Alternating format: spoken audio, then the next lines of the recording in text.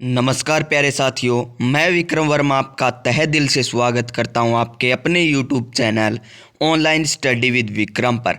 तो प्यारे साथियों, आप सभी स्वस्थ होंगे, मस्त होंगे और अपनी तैयारी में व्यस्त होंगे। और इसी तैयारी को और बेहतरीन बनाने के लिए हम कर रहे हैं प्रीवियस ईयर पेपर 2018 से लेकर 2023 तक। हम बात करेंगे एचटेट, EMRS, सीटेट 2023-24 जिसमें सीडीपी के क्वेश्चन पूछे जाने वाले हैं। और अब तक हमने सीडीपी के कितने क्वेश्चन कर लिए हैं? 30 इंटू और कितनी क्लास है? 5 क्लास। कितनी क्लास है? 5 क्लास कर लिए, यानी 150 क्वेश्चन सीडीपी के कर लिए हैं। और वे क्वेश्चन किए हैं जो प्रीवियस ईयर पेपर में पूछे गए हैं, और वो भी ऑफिशियल फाइनल आंसर की के साथ किए हैं। और आज का हमारा पेपर कौन सा रहने वाला है? सीटेट 2023 वाला पेपर रहने वाला है। और सीटेट 2023 में जो पेपर हुआ था ना, उसमें से एचटेट में और EMRS में क्वेश्चन जरूर पूछा जाएगा सीडीपी से। क्योंकि आपने अगर प्रीवियस ईयर पेपर देखे हैं ना सभी के, तो एक्सचेंज होते रहे हैं प्रश्न। सीटेट के एचटेट में, एचटेट के सीटेट में, EMRS के सीटेट में, सीटेट के EMRS में। इस प्रकार एक्सचेंज क्वेश्चन होते रहे हैं सीडीपी के। किसके क्वेश्चन? सीडीपी के क्वेश्चन इस प्रकार एक्सचेंज होते रहे हैं। तो आज की क्लास जरूर देखना, अंत तक देखना। और क्लास पूरी देखने के बाद आप कमेंट बॉक्स में बताना कि आपको ये क्लास किस प्रकार लगी। अगर आपको ये क्लास अच्छी लगे तो वीडियो को लाइक कर दीजिएगा, और इसी प्रकार की वीडियो अगर आप पाना चाहते हो तो चैनल को सब्सक्राइब कर लीजिएगा। चलिए आज की वीडियो हम स्टार्ट करते हैं।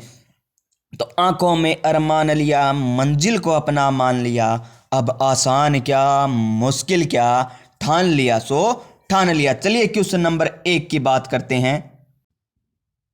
तो प्यारे दोस्तों, आपकी स्क्रीन पर है सीटेट 2023 वाला पेपर, और ये है पेपर का कोड। और क्वेश्चन इसी प्रकार पूछे गए थे।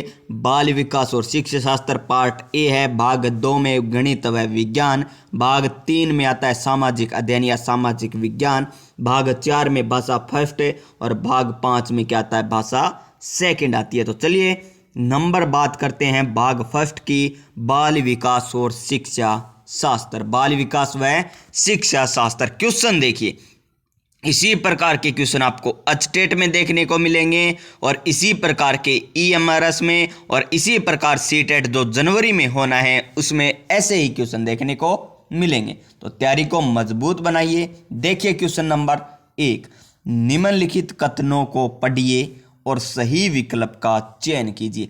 हमें एक कथन दे रखा है, एक कारण दे रखा है, और हमें बताना है कि कौन सा आंसर इसका सही होगा। तो देखिए कथन देखिए, अभी कथन ए, शिक्षकों को विद्यार्थियों के विशेष जातीय समूह के बारे में रूढ़िवादिता को तोड़ने के लिए कड़ी मेहनत करनी चाहिए। ये तो कथन क्या है? सही है, क्योंकि शिक्षकों को विद्यार्थियों को क्या करनी चाहिए? रूढ़िवादिता जो चली आ रही है, प्राचीन समय से रूढ़ियां चली आ रही है, उसको तोड़ने के लिए कड़ी मेहनत करनी चाहिए। ये कथन क्या है? सही है। फिर देखिए कारण देखिए, शिक्षा का एक प्रमुख उद्देश्य विद्यार्थियों को समालोचनात्मक आत्मचिंतन के लिए प्रोत्साहित करना है। जो कथन दिया है इसकी व्याख्या कौन कर रहा है? आर कर रहा है। आर मतलब कहें तो कारण कर रहा है, क्योंकि समालोचनात्मक आत्मचिंतन के लिए प्रोत्साहित करना, यानी रूढ़िवादिता को तोड़ने के लिए मेहनत करने की बात कही जा रही है। तो ए और आर दोनों सही है, और आर ए की व्याख्या करता है, यानी ऑप्शन नंबर 3 होगा इस क्वेश्चन का राइट आंसर। कौन सा आंसर होगा? Option number 3। चलिए नेक्स्ट क्वेश्चन की बात करते हैं। क्वेश्चन नंबर 2, किस लेवल के क्वेश्चन पूछे जाएंगे ये आपको पता चल रहा होगा प्यारे साथियों। तो क्वेश्चन नंबर 2 देखिए, निम्नलिखित में से कौन सा आंतरिक अभिप्रेरणा, ये शानदार है, आंतरिक अभिप्रेरणा का उदाहरण है। अभिप्रेरणा कितने प्रकार की? आंतरिक अभिप्रेरणा और बाहरी अभिप्रेरणा। अभिप्रेरणा कितने प्रकार की होती है? 2 प्रकार की होती है। कितने प्रकार की? 2 प्रकार की। एक तो आंतरिक होती है, यानी जो अंदर से निकल कर आती है अभिप्रेरणा।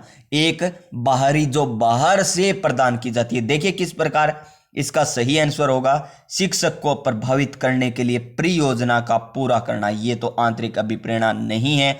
डांट से बचने के लिए पढ़ाई करना, ये भी नहीं है। अगर आप डांट से बचने के लिए पढ़ाई कर रहे हो ना, तो ये है बाहरी अभिप्रेरणा, यानी दूसरों के लिए आप पढ़ रहे हो, खुद के लिए नहीं है।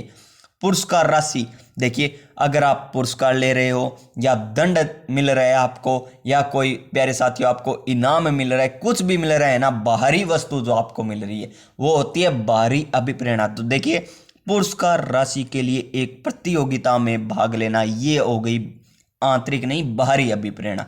और लास्ट देखिए व्यक्तिगत आनंद, ये क्या है? आंतरिक, यानी अंदर से हमें आनंद की अनुभूति हो रही है। इसमें क्या हो रही है? आनंद की अनुभूति हो रही है के लिए एक वाद्य यंत्र बजाना। ये इस क्वेश्चन का राइट आंसर ऑप्शन नंबर 4 क्या होगा? ऑप्शन नंबर 4 होगा इस क्वेश्चन का राइट आंसर, आंतरिक अभिप्रेरणा का सही उदाहरण। क्वेश्चन नंबर 3 देखिए क्या है। क्वेश्चन नंबर 3, निम्नलिखित कथन में से विकास के किस सिद्धांत को दर्शाया गया है? यहाँ पर एक कथन दिया है नीचे, यहाँ पर ये है कथन, और इसमें विकास के किस सिद्धांत को दर्शाया गया है ये हमें बताना है। तो देखिए कथन, जो बच्चे अपने शुरुआती वर्षों में भाषा सीखने के लिए अनुकूल वातावरण से वंचित रहते हैं, उन्हें बाद के जीवन में भाषा चुनने में थोड़ी कठिनाई होती है। यानी अगर किसी बच्चे को प्रारंभिक यानी बाल्यावस्था शिशुअवस्था में भाषा सीखने के लिए अनुकूल वातावरण नहीं मिला है ना, तो उसे बाद में कठिनाई होगी भाषा सीखने में। यह कौन सा सिद्धांत है? देखिए ऑप्शन नंबर 1 क्या है? ऑप्शन नंबर 1, भाषा का विकास पूरी तरह से आनुवंशिक पर निर्भर है। ये तो बिल्कुल भी नहीं है। आनुवंशिक पर किस प्रकार निर्भर होगा? क्या एक आनुवंशिकता पर निर्भर होता है? नहीं, ये वातावरण पर भी निर्भर होता है, जो ऊपर भी दे रखा है हमें। विकास अव्यवस्थित और अप्रत्याशित होता है, ये भी नहीं है प्यारे साथियों। नेक्स्ट देखिए, भाषा के विकास का एक संवेदनशील काल है। देखिए यही इस क्वेश्चन का राइट आंसर होगा। क्या? Option number 3। ऑप्शन नंबर 3 इस क्वेश्चन का क्या होगा? राइट आंसर होगा, क्योंकि भाषा सीखने के लिए एक निश्चित काल होता है। वो कौन सा होता है? संवेदनशील काल, शिशुअवस्था और प्रारंभिक बाल्यावस्था।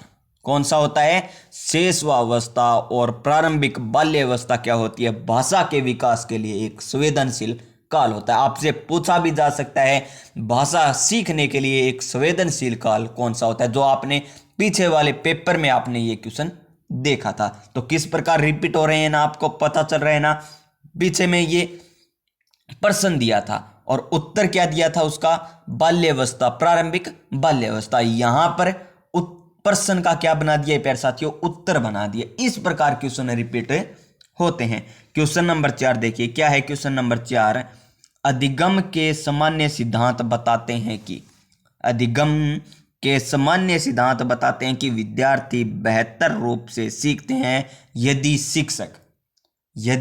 शिक्षक की क्या भूमिका होनी चाहिए जब विद्यार्थी बेहतर तरीके से सीख सके उसे। तो देखिए पहले अवधारणा को उसके प्रतीकात्मक रूप में प्रस्तुत करें। ये तो क्या है प्यारे साथियों? सही है। इतना तो क्या है? सही है। उसके बाद देखिए, और फिर भौतिक रूप पर आए। बाद में भौतिक रूप पर आ रहे हैं ना, ये हो गया गलत उत्तर। ये दी क्या हो गया? गलत हो गया। फिर देखिए, पहले अवधारणा का संपूर्ण रूप से परिचय दे और फिर उसकी बारीकियां पर आए। ये इस क्वेश्चन का क्या होगा प्यारे साथियों? राइट आंसर होगा ऑप्शन नंबर 2। ऑप्शन नंबर 2, पहले तो अवधारणा की क्या बताए? उसको संपूर्ण परिचय बता दे, और बाद में क्या करे? उस बात की या उस प्रश्न की, उस उत्तर की छोटी छोटी बारीकियां बताएं प्यारे साथियों। यही शिक्षक का सही उद्देश्य होता है। क्वेश्चन नंबर 5 देखिए, एक शिक्षिका अपने विद्यार्थियों को अधिसंज्ञानात्मक कौशल, कौन सा कौशल है? अधिसंज्ञानात्मक कौशल विकसित करने में मदद करना चाहती है। निम्नलिखित में से कौन सी रणनीति सबसे प्रभावी होगी? कौन सी रणनीति सबसे प्रभावी होगी? तो ऑप्शन नंबर 4 होगा इस क्वेश्चन का राइट आंसर। और क्या है? विद्यार्थियों को प्रोत्साहित करना कि वे स्वयं अपने अधिगम पर चिंतन करें और अपनी प्रगति का मूल्यांकन करें। ये होगा इस क्वेश्चन का राइट आंसर, ऑप्शन नंबर 4। चलते हैं हमारे नेक्स्ट क्वेश्चन, क्वेश्चन नंबर 6 पर। और ये फिर आ गया कथन और कारण वाला क्वेश्चन। और क्या है कथन और कारण वाला? निम्नलिखित कथनों को पढ़िए और सही विकल्प का चयन कीजिए। अभी कथन देखिए क्या है। शिक्षकों को सहकल्पना को मजबूत करने के लिए अपने विद्यार्थियों को अपने सव्य के संकल्पना के उदाहरण और गैर उदाहरणों की पहचान करने के लिए कहना चाहिए। ये तो क्या है प्यारे साथियों? सही है। क्या है? कथन तो क्या हो गया? सही हो गया। उदाहरणों के बारे में सोचने से सहकल्पना को मजबूत किया जाता है, जबकि गैर उदाहरणों से विद्यार्थी को भ्रमित करते हैं। क्या गैर उदाहरण विद्यार्थी को भ्रमित करते हैं? नहीं करते। ये क्या हो जाएगा? गलत हो जाएगा। यानी कथन ए तो सही है, परंतु आर क्या है? गलत। यानी option number A, option number A हो जाएगा इस क्वेश्चन का राइट आंसर। Question number 7। और क्या है क्वेश्चन नंबर 7 है? और आप सभी को पता है, सफलता एक दिन में नहीं मिलती, सफलता एक दिन में नहीं मिलती, लेकिन सफलता एक दिन जरूर मिलती है, लेकिन सफलता एक दिन जरूर मिलती है। और क्वेश्चन नंबर 7 है, माध्यमिक कक्षाओं में अधिगम के लिए एक अनुकूल कक्षा का वातावरण रिक्त स्थान पर केंद्रित होता है, सजा और शर्मिंदगी के डर पर नहीं होता, प्रतिस्पर्धी लोकाचार पर नहीं होता, अनुबंधन और पुनर्वलन पर भी नहीं होता। ये होता है कोऑपरेटिव लर्निंग यानी सहकारी अधिगम पर। किस पर है? सहकारी अधिगम पर। यानी ऑप्शन नंबर 4 होगा इस क्वेश्चन का भी राइट आंसर। क्वेश्चन नंबर 8 देख लीजिए प्यारे साथियों। और क्या है क्वेश्चन नंबर 8? जटिल समस्याओं से जूझ रहे अमन। कौन जूझ रहे हैं? जटिल समस्याओं से अमन जूझ रहे के समस्या समाधान कौशल विकसित करने के लिए एक शिक्षक किस प्रकार मदद कर सकता है? अमन के समस्या समाधान कौशल को, कौन से कौशल को? समस्या समाधान कौशल को विकसित करने के लिए शिक्षक को क्या करना चाहिए? उसे मंथन करने और विचार उत्पन्न करने के लिए प्रोत्साहित करके, उसे प्रयोग करने और जोखिम लेने से अतोत्साहित करके गलत, उसे उत्तर प्रदान देकर गलत, और ये क्या है? उससे कहकर कि वह समस्या को सुलझाना छोड़ दे, ये भी गलत है। तो इस क्वेश्चन का राइट आंसर हो जाएगा ऑप्शन नंबर 1, उसे मंथन करने और विचार उत्पन्न करने के लिए प्रोत्साहित करके। ये होगा इस क्वेश्चन का राइट आंसर, यानी ऑप्शन नंबर 1, ऑप्शन नंबर 1। चलते हैं हमारे नेक्स्ट क्वेश्चन, क्वेश्चन नंबर 9 पर। और क्या है क्वेश्चन नंबर 9? बोध आधारित शिक्षण का अंतर्निहित सिद्धांत यह विश्वास है कि, देखिए, बोध आधारित शिक्षण का अंतर्निहित सिद्धांत यह विश्वास है कि, क्या विश्वास है इसका?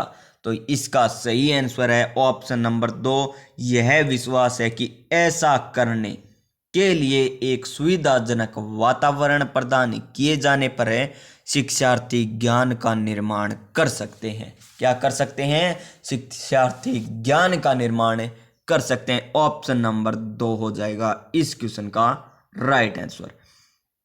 क्वेश्चन नंबर 10 देखिए क्या है क्वेश्चन नंबर 10? वह विद्यार्थी जो पठन वैकल्य, क्या है? वह विद्यार्थी जो पठन वैकल्य से जूझ रहे हैं को पढ़ना सिखाया जा सकता है। किस प्रकार उन्हें पढ़ना सिखाया जा सकता है? तो प्रणालीगत ध्यानात्मक प्रशिक्षण के माध्यम से। ऑप्शन नंबर 3, ऑप्शन नंबर क्या आएगा? 3 आएगा प्यारे साथियों इस क्वेश्चन का राइट आंसर, ऑप्शन नंबर 3। चलते हैं हमारे नेक्स्ट क्वेश्चन, क्वेश्चन नंबर 11 पर। और क्या है क्वेश्चन नंबर 11? शानदार क्वेश्चन। और क्वेश्चन क्या है?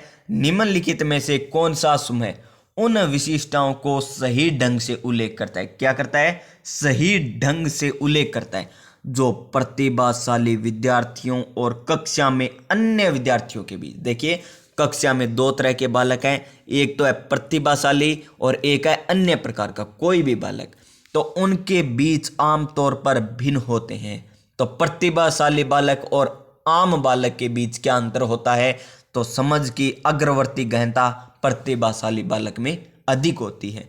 सीखने की तेज गति प्रतिभाशाली बालक में अधिक होती है। समझ के लिए दूसरों पर अधिक निर्भर रहता है क्या प्रतिभाशाली बालक? नहीं रहता। इस प्रकार ये भिन्न है, क्योंकि ये किस में होते हैं? अन्य बालकों में होते हैं। जो कमजोर बालक है ना, वो दूसरों पर अधिक निर्भर रहते हैं। शारीरिक विकास, तेज गति, शारीरिक विकास का इसमें कोई लेना देना नहीं है प्रतिभाशाली बालक के साथ। तो इस क्वेश्चन का राइट आंसर हो जाएगा ऑप्शन नंबर 3, ए और बी। ऑप्शन नंबर 3, ए और बी इस क्वेश्चन का होगा सही आंसर, ए और बी। चलते हैं हमारे नेक्स्ट क्वेश्चन, क्वेश्चन नंबर 12 पर। क्या है? श्रवणवादिता के संदर्भ में कौन सी वादिता आ गई हमारे सामने? श्रवणवादिता यानी सुनने में कमी के संदर्भ में निम्नलिखित में से कौन सा कथन सही है? कौन सा कथन है सही है, ये हमें बताना है। तो देखिए, श्रवणवादिता बच्चे सही ढंग से संवाद करने की क्षमता को प्रभावित कर सकती है।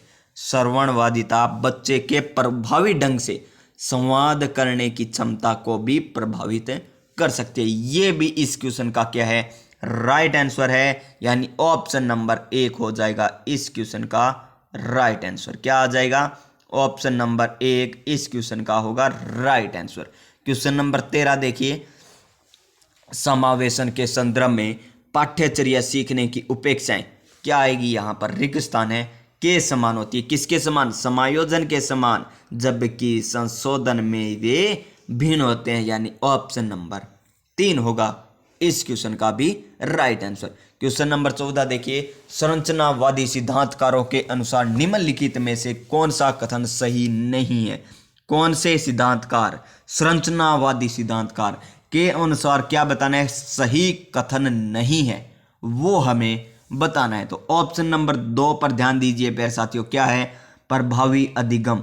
क्या है? प्रभावी अधिगम को सुनिश्चित करने के लिए शिक्षार्थियों को बाहरी रूप से प्रेरित करने की आवश्यकता होती है। ये है संरचनावादी सिद्धांत का कथन गलत। ये संरचनावादी सिद्धांत नहीं कहता है।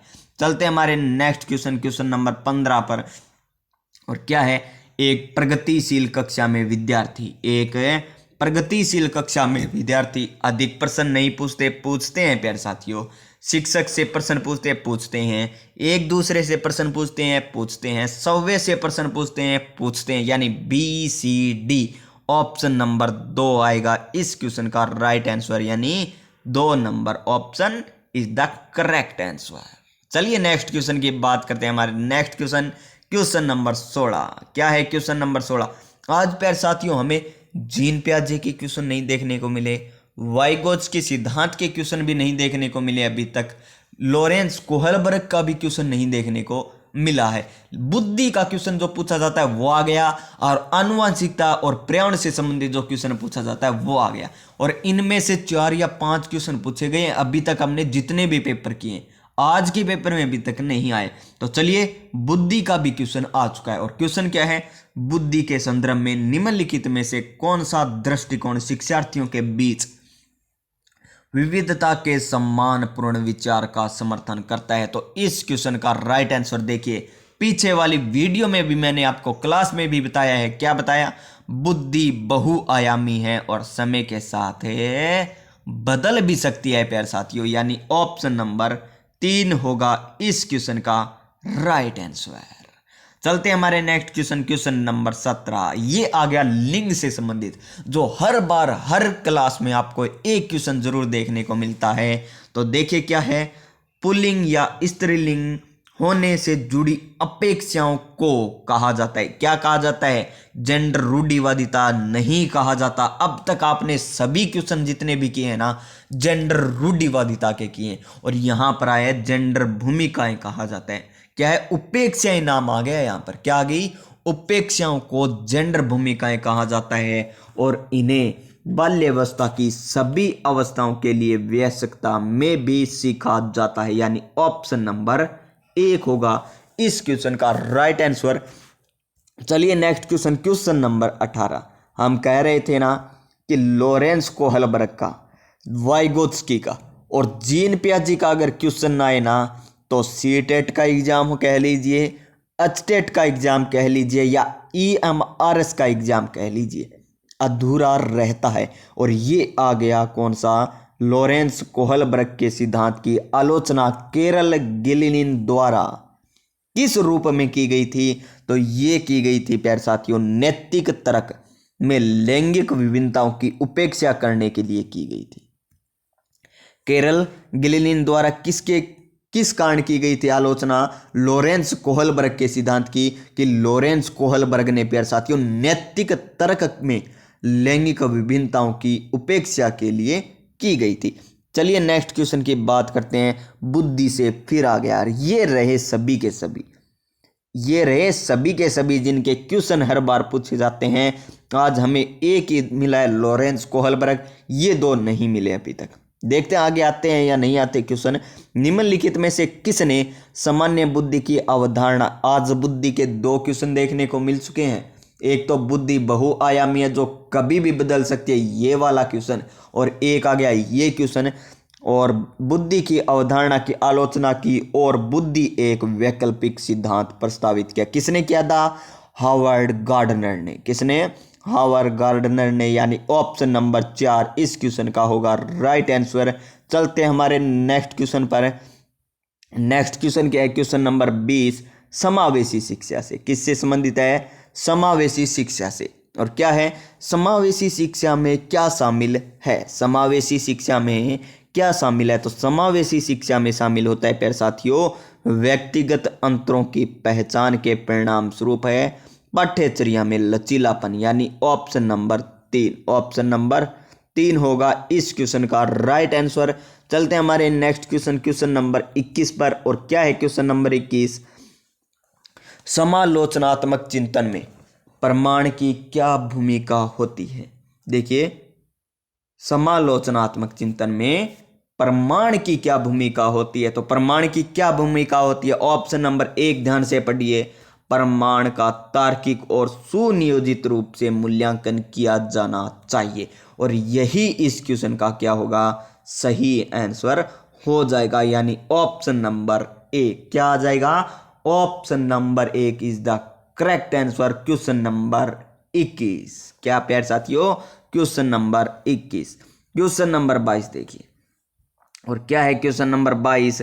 निम्नलिखित में से कौन सा प्रश्न बच्चों के समालोचनात्मक, ध्यान से देखना ये शब्द है ना, इन्हीं पर आंसर छिपा होता है। और शब्द क्या है? समालोचनात्मक व रचनात्मक चिंतन को बढ़ावा देते हैं। क्या बढ़ावा देते हैं? तो देखिए कौन से बढ़ावा देते हैं प्रश्नों। क्या पानी के बचाव के लिए सबसे अच्छा तरीका कौन सा हो सकता है और क्यों? यही इस क्वेश्चन का राइट आंसर होगा। ऑप्शन नंबर 1 क्वेश्चन नंबर 22 का सही आंसर हो जाएगा। क्वेश्चन नंबर 23 देखिए, ये आ गया प्यारे साथियों। मैं कह रहा था ना जीन ब्याजी का और वाइगोत्स्की का क्वेश्चन आए, ये हो ही नहीं सकता, ये हो ही नहीं सकता। और क्वेश्चन क्या है? सही कथन हमें बताना है और विकल्प सही चयन करना है। चलिए इन्हें ही जूम कर लेते हैं कथन और कारण को। और कथन क्या है? कथन है बच्चों में संज्ञानात्मक विकास पर भाषा के प्रभाव पर जीन पियाजे और लेव वाइगोत्स्की के दृष्टिकोण में भिन्नता है।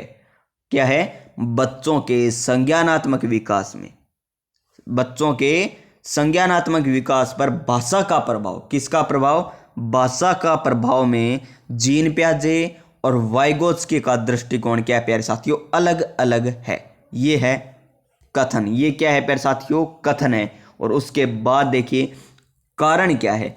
खोज और खोज अधिगम में क्या है? खोज अधिगम में। ये तो क्या हो गया? 1 नंबर वाला सही हो गया। क्या हो गया? सही है, क्योंकि दोनों का दृष्टिकोण क्या है? भिन्न भिन्न है। और बात करें कारण की, तो कारण की बात करते हैं खोज अधिगम में शिक्षक अवसर प्रदान करता है, ये तो सही है। और विद्यार्थी सव्य जानकारी प्राप्त करने के लिए उन्मुख होते हैं, ये भी क्या है? सही है। लेकिन क्या इसकी ये व्याख्या कर रहा है प्यारे साथियों? नहीं कर रहा। दोनों सही है, कथन भी सही है, कारण भी सही है, लेकिन ये एक दूसरे की क्या नहीं कर रहे हैं? व्याख्या नहीं कर रहे हैं। तो चलिए आंसर देखते हैं क्या है। ऑप्शन नंबर ए सही परंतु आर गलत। गलत। ए और दोनों गलत, तो गलत। ए और आर दोनों सही है, आर ए की सही से व्याख्या करता है, गलत है, व्याख्या नहीं करता है। ए और आर दोनों सही है, परंतु आर ए की व्याख्या सही तरीके से नहीं कर पा रहा है। तो यही इस क्वेश्चन का राइट आंसर होगा, ऑप्शन नंबर 4 जो होगा सही आंसर। चलते हैं हमारे नेक्स्ट क्वेश्चन, क्वेश्चन नंबर 24। क्या है क्वेश्चन नंबर 24? फिर आ गया कथन और कारण वाला। क्या आ गया? कथन और कारण वाला। और कथन क्या है? बच्चों के बीच विकासात्मक दरों में काफी विभिन्नताएं मौजूद होती है। बच्चों के बीच क्या? बच्चों के बीच विकासात्मक दरों में काफी विभिन्नताएं मौजूद होती है प्यारे साथियों। विकासात्मक अंतर आनुवांशिक और अनुभवात्मक विविधताओं की जटिल अंतःक्रियाओं का एक अनिवार्य परिणाम है। ये भी सही है, और जो इसकी व्याख्या भी करता है, यानी ए और आर दोनों सही है। आर ए की सही व्याख्या करता है। ऑप्शन नंबर 3 होगा इस क्वेश्चन का right answer. Question number 25 number question क्या है? भाई बहन के रिश्ते। क्या है 25 नंबर क्वेश्चन? भाई बहन के रिश्ते या रिश्तों में किस प्रकार संबंध होता है? तो वो होता है माता पिता और साथियों के संबंध से तो भिन्न होते हैं, और बाल्यावस्था में सामाजिकरण में महत्वपूर्ण भूमिका निभाते हैं। यानी ऑप्शन नंबर 1 हो जाएगा इस क्वेश्चन का राइट आंसर। क्वेश्चन नंबर 26 देखिए, महारत, निपुणता लक्ष्य और प्रदर्शन लक्ष्य में क्या अंतर है? निपुणता लक्ष्य और प्रदर्शन लक्ष्य में क्या अंतर है, ये हमें बताना है। और इसका सही आंसर है ऑप्शन नंबर 4, जो क्या दे रखा है? महारत लक्ष्य अपने कौशल और कार्य की समझ में सुधार करने पर केंद्रित होते हैं, जबकि प्रदर्शन लक्ष्य उच्च ग्रेड प्राप्त करने या बाहरी पुरस्कार प्राप्त करने पर केंद्रित होते हैं। ये होगा इस क्वेश्चन का राइट आंसर। चलते हैं हमारे नेक्स्ट क्वेश्चन, क्वेश्चन नंबर 27 पर। और क्या है? ये आ गया फिर से जीन पियाजे का। मैंने कहा था ना प्यारे साथियों, जीन पियाजे का, वाइगोत्स्की का, कोहलबर्ग का, बुद्धि का, और हो गया एक आनुवंशिकता से संबंधित। ये 5 टॉपिक पढ़ लीजिए, आपके 6 या 7 क्वेश्चन कवर होंगे। तो क्वेश्चन क्या है? पियाजे के संज्ञानात्मक विकास के सिद्धांत की सीमा है। क्या है सीमा इसकी? तो इसकी सीमा ऑप्शन नंबर 3 में छुपी हुई है। क्या? किसकी सीमा? जीन पियाजे की सीमा किस में छुपी हुई है?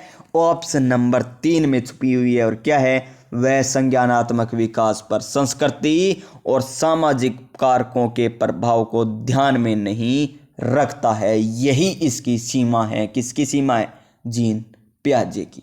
चलते हैं हमारे नेक्स्ट क्वेश्चन, क्वेश्चन नंबर 28।